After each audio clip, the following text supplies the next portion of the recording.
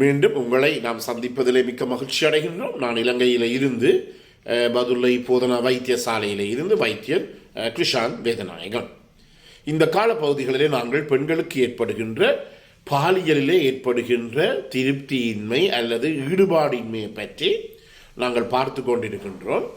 இந்த உச்சக்கட்டம் ஆகாசத்தை பார்த்தால் அதிலே 2 விதமான உச்சக்கட்டங்கள் இருக்கின்றது. அதை நாங்கள் பிரைமரி அனாகாஸ்மியா, இரண்டாவதாக செகண்டரி அன்ஆகாஸ்மியா என்று சொல்லுவோம். அதாவது இந்த பிரைமரி எனப்படுவது முதலாம் தர உச்சக்கட்டம் அல்லது திருப்தி அடையாத தன்மை என்று சொல்லுகின்ற போது இதிலே அந்த பெண் தன்னுடைய வாழ்க்கை காலத்திலே தன்னுடைய கணவருடனோ தனது கணவனுடனோ அல்லது ஆண் நண்பருடனோ தொடர்பினை பாலியல் ரீதியான தொடர்பினை வைத்திருக்கின்ற போது வாழ்க்கை காலத்திலே அவர் ஒரு தடவையாவது அவர் உச்சக்கட்டத்தை அடையவில்லை.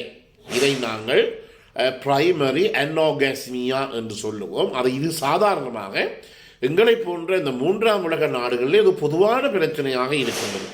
அது இந்தியாவாக இருக்கலாம், இலங்கையாக இருக்கலாம். 195% பெண்களுக்கு அவருடைய வாழ்க்கை காலத்திலே ஒரு தடவையாவது இந்த உச்சக்கட்டம் அல்லது ஆகாசத்தை அடையாத ஒரு நிலைமை இருக்கின்றது.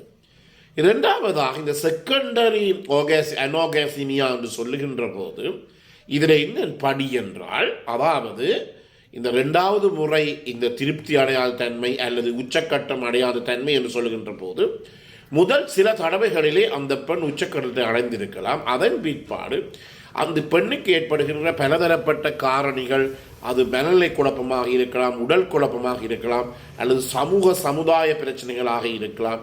இவற்றின் காரணமாக அந்த பெண் முதல் ஒரு தடவையிலே அந்த பெண் திருப்தி அடைந்தாலும் உச்சக்கட்டத்தை அடைந்தாலும் மீண்டும் மீண்டும் அந்த பெண் 2வது 3வது தடவைகளிலே உச்சக்கட்டம் அடைய முடியாத தன்மை ஏற்படுகிறது. இதை நாங்கள் செகண்டரி அனாகாஸ்மியா என்று சொல்லுவோம். அடுத்ததாக இந்த இன்னொரு பிரச்சனை இருக்கின்றது. என்னவென்றால், இந்த ஒரு பெண் தன்னுடைய கணவனுடனோ அல்லது ஆண் துணையுடனோ தொடர்பினை மேற்கொண்ட பிற்பாடு அதாவது பாலியல் உறவை முடித்த பிற்பாடு அதற்கு பிறகு ஏற்படுகின்ற ஒரு காலப்பகுதி, அதை நாங்கள் சொல்லுவோம் ஆங்கிலத்தில் ரெசல்யூஷன் என்று சொல்லுவோம், ரெசல்யூஷன் பீரியட் என்று சொல்லுவோம். அதாவது திருப்தி அடைந்த பிற்பாடு, அதாவது உடலுறவு கொண்ட பிற்பாடு அந்த பெண்ணுக்கு ஏற்படுகின்ற காலப்பகுதி நாங்கள் ரிசல்யூஷன் பீரியட், அதாவது குறைவடைகின்ற பகுதி என்று சொல்லுவோம். இந்த பகுதியிலே சில பெண்களுக்கு என்ன ஏற்படும் என்றால், தாங்க முடியாத தலையிடி ஏற்படும். எனவே இந்த பாலியல் சில பேருக்கு அதை விட இந்த பாலியல் ரீதியான தொடர்பினை மேற்கொள்ளுகின்ற போது தலையிடி ஏற்படுவதை எங்களாலே காணக்கூடியதாக இருக்கின்றது. பல பேருக்கு இந்த கணவருடனோ ஆணுடனோ தொடர்பினை ஏற்பட்ட பிற்பாடு செக்ஷுவல் இன்டர்கோர்ஸ் என்று சொல்லுவோம், அதன் பிற்பாடு அவர்களுக்கு தாங்க முடியாத தலையீடு ஏற்படும். அதே நேரத்தில் இன்னும் ஒரு வகையான பெண்களுக்கு இந்த பாலியல் ரீதிய உறவுகளை முடித்த பிற்பாடு போஸ்ட் கொய்டல் டிஸ்போரியா என்று சொல்லப்படுகின்ற, அதாவது திருமணம், அதாவது பாலியல் உறவை முடித்த பிற்பாடு கூட அந்த பெண்களுக்கு ஒரு திருப்தி அடையாத தன்மையை காணக்கூடியதாக இருக்கும்.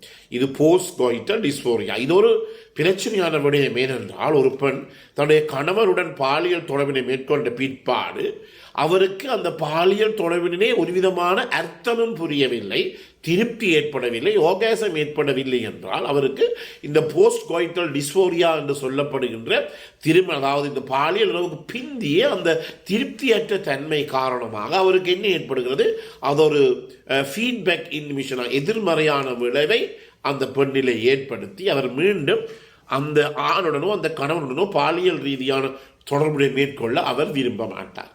எனவே முதல் தர நான் மேற்கொண்டேன், அவருடன் இருந்தேன், ஆனால் அதன் மூலமாக எனக்கு ஒரு பயணம் கிடைக்கவில்லை, எனக்கு ஒரு திருப்தியும் கிடைக்கவில்லை என்றபடியினாலே நான் மீண்டும் அவருடன் இருப்பதை நான் குறைத்துக் கொள்வேன் என்று சொல்லி அவராகவே ஒரு வட்டத்தை ஏற்படுத்தி அந்த மீண்டும் இந்த போஸ்ட் கொய்டல் டிஸ்போரியா எனப்படுகிற அந்த பிரச்சனை ஏற்படுகிறது.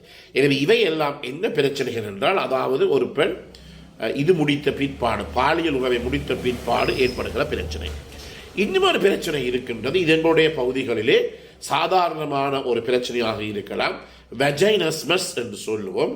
அதாவது ஒரு பெண்ணுக்கு இந்த யோனி மார்க்கத்தில் ஏற்படுகின்ற எந்த விதமான யோனியினுள்ளே ஒரு விதமான பொருட்களும் போக முடியாது. அது என்னவாக இருக்கலாம், அது ஆணாக இருக்கலாம், அல்லது ரெண்டாவதாக உங்களுக்கு தெரியும் இந்த மாதவிடாய் காலங்களிலே இந்த 3ஆம் உலக நாடுகளை விட மற்ற நாடுகளில் பாவிக்கும் இந்த டெம்பூன்ஸாக இருக்கலாம். மாதவிடாய் காலத்திலே பாவிக்கின்ற டெம்பூன்ஸ் எனப்படுகிற ஒரு வகையான பேட் வகைகள் இருக்கின்றது. அதில் அப்படியாக இருக்கலாம். அதற்றை கூட அந்த பெண் என்ன செய்ய முடியாது, தன்னை யோனி பகுதிக்குள்ளுக்கே விட முடியாது. இதை நாங்கள் என்ன சொல்லுவோம் என்றால் வெஜைனஸ்மல், அதாவது inability to engage any form of vaginal penetration is affected. இதுதான் அந்த மறுமொழி.